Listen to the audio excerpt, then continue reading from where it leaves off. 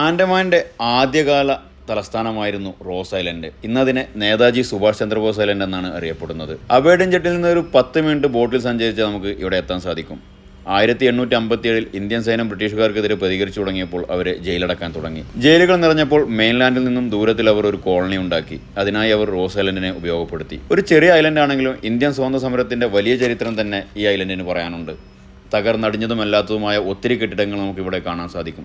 അവക്കൊക്കെ Indian സ്വാതന്ത്ര്യ സമരത്തിന്റെ നോവുന്ന ചരിത്രം പറയാനുണ്ട്. ഐലൻഡിലെത്തിയ ബ്രിട്ടീഷുകാർ പവർ ഹൗസും പ്രിന്റിംഗ് പ്രസ്സും ക്ലബ്ബും ബാഡ്മിന്റൺ കോർട്ടും പട്ടാള ബാരക്കും ജയിലും എല്ലാം അടങ്ങുന്ന ഒരു ചെറിയ ടൗൺ തന്നെ അവിടെ പണിതു. ബ്രിട്ടീഷിന്റെ പ്രധാന വിനോദമായിരുന്ന വേട്ടക്കുള്ള ഒരു സ്കോപ്പ് അവിടെ ഇല്ലായിരുന്നു. അതിനാൽ അവർ 2 തരത്തിലുള്ള മാനുകളെയും അവിടെ എത്തിച്ചു. കാലാവസ്ഥ പ്രശ്നം കാരണം പുള്ളിമാന് മാത്രമാണ് ഇവിടെ നിലനിൽക്കാൻ കഴിഞ്ഞത്. 1939 രണ്ടാം ലോക മഹായുദ്ധകാലത്ത് ജാപ്പാനീസ് ഇവിടെ വരികയും ബ്രിട്ടീഷുകാരെ കീഴ്പ്പെടുത്തി ജയിലടക്കുകയും ചെയ്തു. എന്നാൽ 1945 ബ്രിട്ടീഷുകാരെ തിരിച്ചെത്തി വീണ്ടും ഈ ഐലൻഡ് പിടിച്ചെടുത്തു. ഇന്ത്യൻ സ്വാതന്ത്ര്യത്തിന് ശേഷം ഒഴിഞ്ഞു കിടന്നിരുന്ന ഐലൻഡ് 1979 ഇന്ത്യൻ നേവി ഏറ്റെടുക്കുകയായിരുന്നു. ഐലൻഡിന്റെ അടുത്ത കോണിൽ അടിപൊളി ഫെരി ബീച്ചും ലൈറ്റ് ഹൗസും പിന്നെ ഒരു സോൾജറിന്റെ സ്റ്റാച്ചുവും ഉണ്ട്. അതുപോലെ തന്നെ ഇവിടെ നിന്ന് നോക്കിയാൽ മറുകരയിൽ മറ്റൊരു ലൈറ്റ് ഹൗസ് കൂടി നമുക്ക് കാണാൻ സാധിക്കും. ആ ലൈറ്റ് ഹൗസിന്റെ ചിത്രമാണ് നമ്മുടെ പഴയ 20 രൂപ നോട്ടിന്റെ പുറകിലുള്ളത്.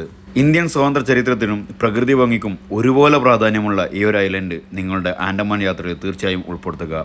മറ്റൊരു വീഡിയോയിൽ കാണുമെന്ന പ്രതീക്ഷയോടെ തൽക്കാലം ഇടാം.